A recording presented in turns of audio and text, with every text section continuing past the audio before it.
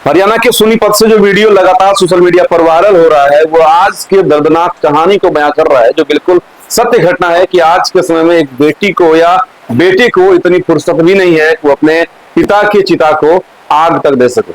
और ये कहानी हैरान करने वाले उस रामचंद्र गुप्ता की है, जो एक बड़ा कारोबारी था कपड़े का, लेकिन उन्होंने अपने इस बड़ी दुनिया में अपनी बेटियों, क्योंकि बेटा उनका था नहीं, 3 बेटियां थी, और 3 बेटियों को उन्होंने इस तरह से इस कदर पढ़ाया लिखाया कि वो लोग टीचर बने, अच्छी जगह पर उनकी शादी हुई। लेकिन जो कैलकुलेशन व्यापारिक दुनिया का था, जब वो व्यापार में असफल हुए, उसके बाद उन्हें वृद्धाश्रम जाना पड़ा। अपनी पत्नी के साथ रामचंद्र गुप्ता वृद्धाश्रम में रहने लगे, जिसके बाद की कुछ सालों के बाद उनकी पत्नी का भी देहांत वृद्धाश्रम में हुआ। तभी रामचंद्र गुप्ता जिंदा थे, तो इस कारण से अपनी पत्नी का दाह संस्कार खुद से कर दिया।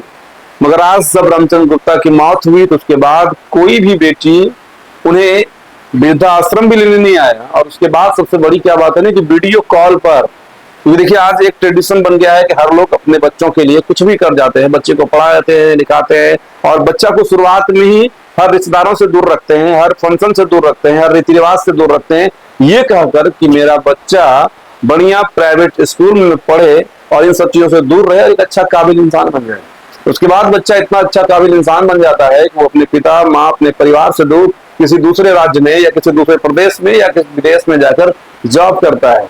वो प्राइवेट सेक्टर जिससे सिर्फ और सिर्फ प्रॉफिट और लॉस से मतलब होता है, और इस मुनाफे की गणित में, इस मुनाफे की दुनिया में वो अपनी जिंदगी जीना ऐसा ही भूल चुका होता है। लेकिन एक दौर ऐसा भी आता है जब उन्हें अपने ही घर वाले के अंतिम संस्कार तक में आने के लिए वीडियो कॉल का सहारा लेना पड़ता है। यहाँ तो जमीन जायदाद का मुद्दा था, और वो बेटी किस तरह से, आपने सुना कि वीडियो में वो ये कह भी रही है, कितना देर लगेगा और जलने में, ताकि मुझे खाना भी खाना है। आप समझिए, अभी और कितना टाइम लगेगा, तो हम लोग भी क्या खाएंगे और नाएंगे, चूल्हा जलाएंगे।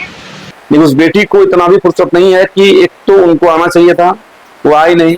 उनको वो सबको उस वृद्धाश्रम से ले जाकर खुद दाह संस्कार करना चाहिए था। उन बेटी दामाद में इतना भी लज्जा नहीं बचा, इतना भी समाज का आप ये कहिए भय, या समाज का आप ये कहिए कि जो एक ट्रेडिशन गांव समाज की, महात्मा गांधी ने कहा था कि भारत गांव का देश है और यहाँ गांव में ही भारत का प्राण बसता है। लेकिन उनके पास इतना भी समय नहीं था उस परिवार के लिए कि वो सबको लेने आते, और वो वीडियो कॉल पर सबको चिता को जलते देख रहे थे। और वृद्धाश्रम के जो संचालक थे अनंत कुमार, उनसे बात करते हुए यहाँ तक भी कहते हैं कि कितना टाइम और लगेगा, आप जरा सोचिए। और उसके बाद 5100 रुपया जो है वो दिया जाता है अपने पिता के अंतिम संस्कार के लिए, वो भी 3 में से सिर्फ एक बेटी के द्वारा। और जो बेटी देख और बात कर रही है ध्यान से, उसके माथे पर आप देखिए तिलक लगा हुआ है। अब ये कौन सा माथे का तिलक, कौन सा ये भगवादारी, कौन सा ये सनातन को मानने वाले लोग हैं जो अपने पिता को नहीं मानते, सिर्फ सनातन को मान रहे हैं कि माथे पर तिलक लगाए हुए हैं। और उसके बाद 5100 रुपया अपने पिता के अंतिम संस्कार के लिए दे रहा है, जिसे जो वृद्ध आश्रम के संचालक थे या जो समाज था वो लेने से मना कर देता है, वो रिफंड कर दिया जाता है कि जब आप जीते जी नहीं आए, जब आप मरने के बाद उस चिता को अग्नि तक देने नहीं आए, फिर आपके 5100 रुपये का क्या मोल है।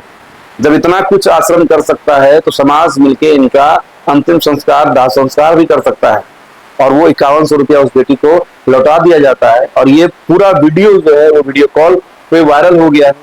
ये आपकी आज की सच्चाई है, आज के समाज की सच्चाई है, जिसका जनक, जिसको जन्म देने वाला आप ही वो आदमी है जो अपने बेटा बेटी को शुरुआत से ही बोर्डिंग स्कूल के इस कल्चर में, मिशनरी स्कूल के इस कल्चर में अपने परिवार, अपने रिश्तेदार, अपने ट्रेडिशनल जो भी पर्व त्योहार है उनसे इतना दूर कर देते हैं कि उनको सिर्फ और सिर्फ नजर आता है तो वो एक चीज, वो है कंपनी के अंदर काम। और उस काम का अंजाम क्या कुछ हो रहा है वो आज आपके सामने। वीडियो को जम के शेयर करिएगा, ताकि फिर कोई दूसरा बेटा बेटी या फिर कोई दूसरा परिवार को ये दिन देखना ना पड़े।